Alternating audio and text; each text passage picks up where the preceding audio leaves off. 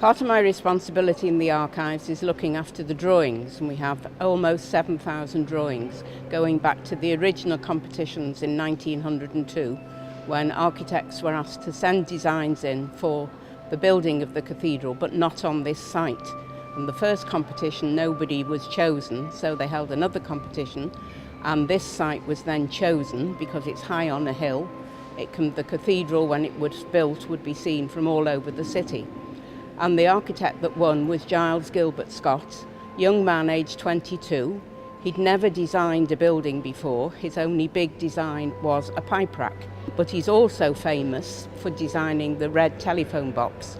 So within this cathedral we have one of his smallest images, and of course the cathedral, which is his biggest image. He was asked to design a Gothic style building, which is why when people come into the cathedral they think it's much older than it is. So although the building was started in 1904, where we're standing wasn't completed till 1978, and the architect made use of the big spaces. He didn't want any pillars in the way to interfere with the view that the congregation would have from one end of the cathedral to the other end, to the high altar where the Mass was taking place. Certainly any new visitors to the cathedral, they come in here and naturally they look up and it's just wow because of the size of it. You know, the 5th largest cathedral in the world. So when they walk around they will then come to the Lady Chapel, which I think it's fair to say is one of the most popular places in the cathedral. It's really looked upon as, you know, really a beautiful place, and it is a beautiful place, you know, where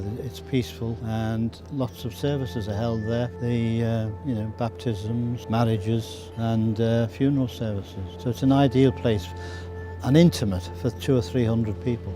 Exterior-wise, well, I suppose we have to say the tower, because the tower is unique in the building of it, and of course it can be seen for so far right across into Wales. The tower has got to be the focal point, and that's why it's built, of course, because it's a symbol of the fact that God is in this city. When Scott was given the job to design his cathedral, his actual design showed 2 towers. Because he was so young, he was asked to work with a senior architect, George Bodley. It wasn't a very good friendship because George Bodley had very stern ideas, very elaborate ideas, and they were not the ideas of Giles Gilbert Scott. So although Bodley died unfortunately in 1907, it gave Giles Scott the freedom to go back to his own designs, and he changed the design from the 2 towers to what you see now, one huge central tower which can be seen from all over the city, from across the river, and the cathedral stands as his memorial. Although he died in the 60s, it was finished to his design and completed with the work and plans that he had set up. The cathedral is made of local sandstone, so all the workers were local men. They worked at the quarry in Walton.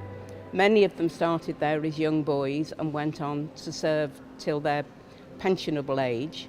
The cathedral was kept on building during 2 world wars with a skeleton staff, and many of the workmen that worked here began as a young boy and came as families. So you see in the records 3 or 4 people from the same family who've worked on the building.